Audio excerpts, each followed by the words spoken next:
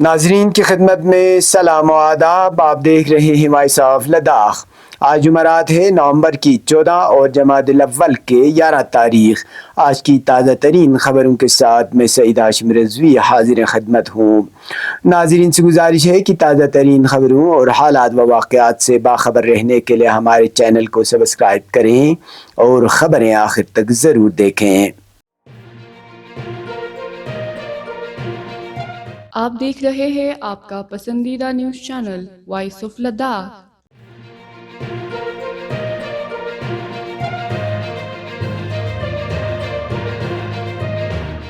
تعلیم یافتہ نوجوانوں کے لیے خوشخبری اور راحت بھری خبر سامنے آیا ہے.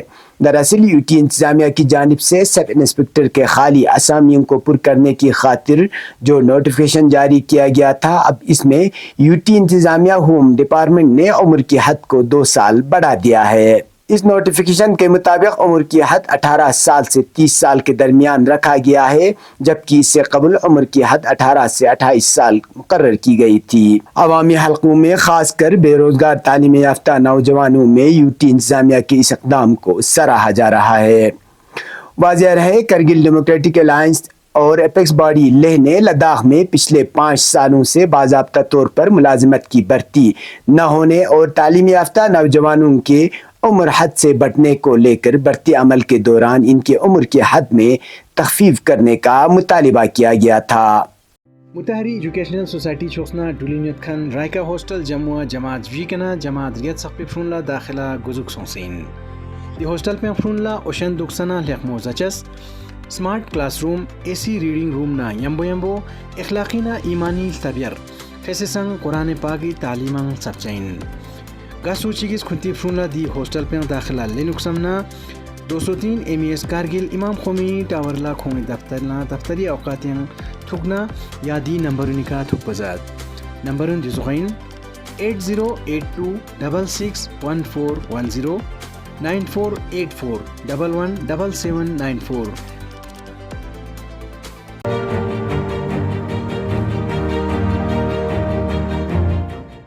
چیئرمین و chief executive councillor Kargil doctor Mohammad Jafar Akhoon نے ہوٹل دی زین لیہ میں لداخ کے محکمہ اطلاعات و تعلقات عامہ کے زیر اہتمام short film documentary screening festival میں شرکت کی. اس تقریب میں کمشنر سیکرٹری سماجی بہبود پدما امو، نئی ضلع کمیٹی کے سربراہ پرمود کمار جین، سابقہ commissioner secretary Kacho Asfandyar Khan, joint director اطلاعات Ladakh Imtiaz Kacho, additional deputy commissioner Ghulam Mohammad, account officer directorate of information U T Ladakh Shamim Ahmed Wazir, assistant director information Leh Murtaza Ali, A D information Kargil Raza Ali Abidi کے علاوہ دیگر افسران، اہلکار، فلم ساز، EGM کالج کے طلباء اور فیکلٹی ممبران بھی موجود تھے.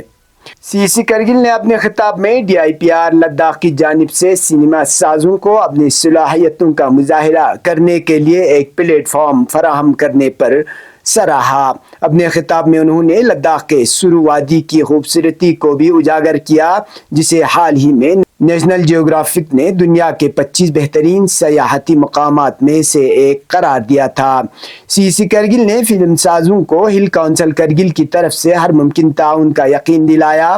مزید برآں انہوں نے سرو ویلی پر ایک فلم بنانے کے لیے محکمہ اطلاعات کے ذریعے 10 لاکھ روپے کی گرانٹ مختص کرنے کا اعلان کیا. اس سے قبل کمشنر سیکرٹری پدما امو نے بھی لداخ کے فلم سازوں کی سراہنا کی. یاد رہے، محکمہ اطلاعات اور تعلقات عامہ یو ٹی لداخ نے film and television federation of Ladakh کے تعاون سے لیہ میں ایک روزہ مختصر فلم اسکریننگ فیسٹیول کا انعقاد کیا گیا تھا.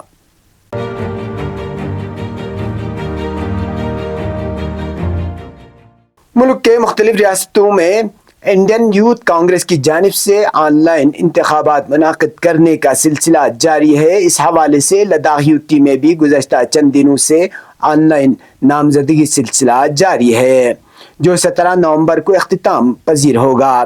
Election returning officer Natwar Singh کے مطابق لداخ یو ٹی میں ریاستی سطح کے صدر کے لیے نامزدگی داخل کرنے والوں میں عامر حسین لون کے نام قابل ذکر ہے. اسی طرح جنرل سیکرٹری کے لیے زارکا زینب اور جاوید حسین نے نامزدگیاں داخل کی ہیں، جبکہ ضلع سطح پر صدر اور نائب صدر کے لیے یوسف علی اور فضہ بانو نے پرچہ داخل کی ہے، اور جنرل سیکرٹری کے لیے خادم حسین سپو نے نامزدگی داخل کی ہے۔ اس کے علاوہ زونل پریزیڈنٹ اور بلاک پریزیڈنٹ کے لیے بھی کاغذات نامزدگی داخل کرنے کا سلسلہ جاری ہے۔ واضح رہے کہ انڈین یوتھ کانگریس کے الیکشن اتھارٹی کی طرف سے نٹور سنگھ کو بطور الیکشن ریٹرننگ آفیسر کرگل تعینات کیا گیا ہے۔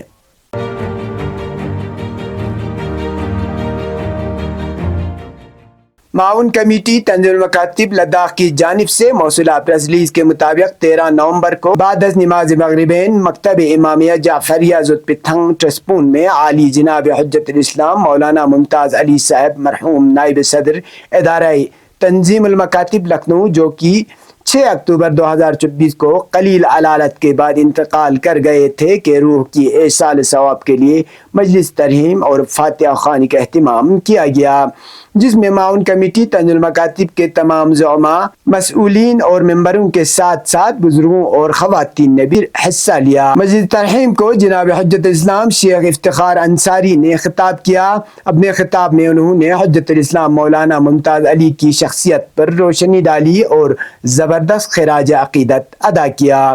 انہوں نے جوانوں کو علماء سے جڑے رہنے کی اپیل کی تاکہ دین و دنیا دونوں میں شریعت کے دائرے میں رہ کر گزار سکے۔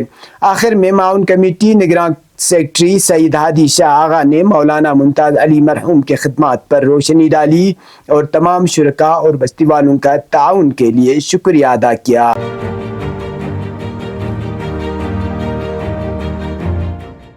حج کمیٹی یوٹی لداخ کی جانب سے ایک اہم meeting Hajj committee of Ladakh کے چیئرمین محمد علی مجاز کی صدارت میں منعقد ہوا، جس میں حج بیت اللہ پر جانے والے عازمین حج کے لیے جانے والے انتظامات اور گزشتہ سال کے حجاج کرام کو فراہم کی گئی سہولیات پر تبادلہ خیال کیا گیا۔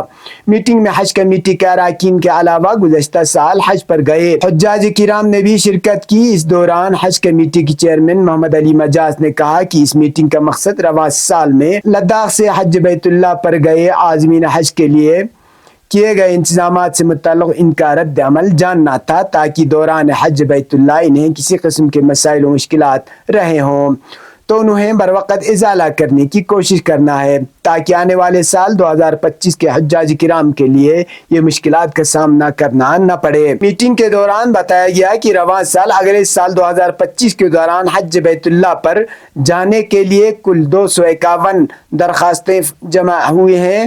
ان میں سے 209 کرگل سے اور 42 عازمین لیہ سے شامل ہیں۔ اب پیش ہے قومی اور بین الاقوامی خبریں۔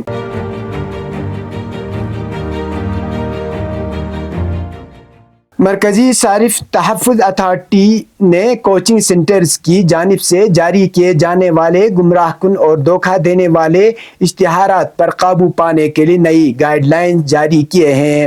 ان قواعد کا بنیادی مقصد طلباء کو کسی بھی قسم کی فریب کاری سے بچانا ہے، جس کے ذریعے اشتہارات انہیں گمراہ کرتے ہیں۔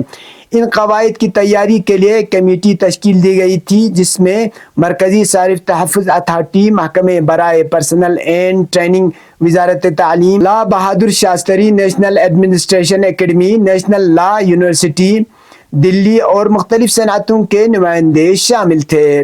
کمیٹی نے فیصلہ کیا ہے کہ کوچنگ سینٹرز کے اشتہارات میں ایسا کوئی بھی دعویٰ شامل نہیں ہوگا جو طلباء کو گمراہ کرے۔ اب ان قواعد کی پابندی ہر کوچنگ سینٹر کے لیے لازمی ہوگی اور خلاف ورزی پر سخت کارروائی ہوگی۔ قواعد میں کہا گیا ہے کہ کورسز فیس، کامیابی کی شرح اور گارنٹی ایڈمیشن کے دعوے قابل قبول نہیں ہوں گے۔ طلباء کے کامیابی کی کہانیاں بغیر تحریری اجازت کے استعمال نہیں کی جائیں گی اور اس وقت ہی استعمال ہوگی جب طالب علم امتحان میں کامیاب ہو چکا ہو۔ اشتہارات میں طلباء کی کامیابی کے اعداد و شمار جیسے نام، رینک، فیس اور کورسز واضح اور بڑے الفاظ میں درج ہوں تاکہ طلباء کو دھوکہ نہ دیا جا سکے۔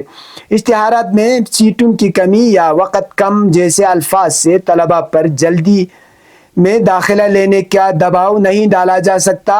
ہر کوچنگ سینٹر کو قومی صارف हेल्प लाइन से मुंसलिक होना होगा ताकि तलबा को गुमराह कुन इश्तिहारात और नामुनासिब तिजारती रवैयों की शिकायत में आसानी हो।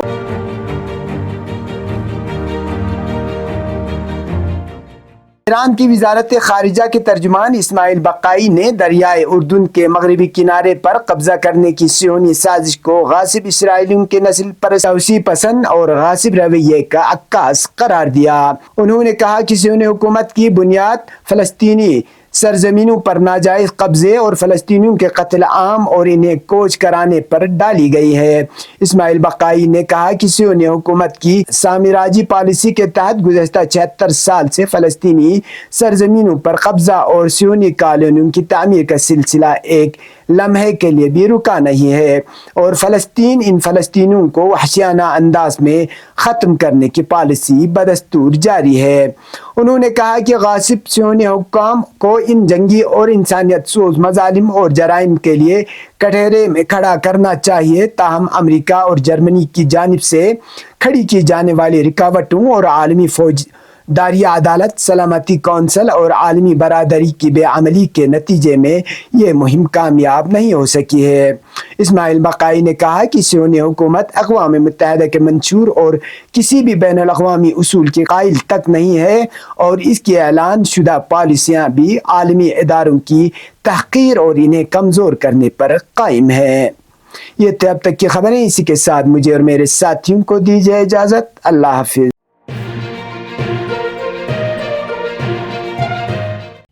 मकामी, कौमी और बैनुल-अक़वामी ख़बरों से बाखबर रहने के लिए चैनल को लाइक, शेयर और सब्सक्राइब करें।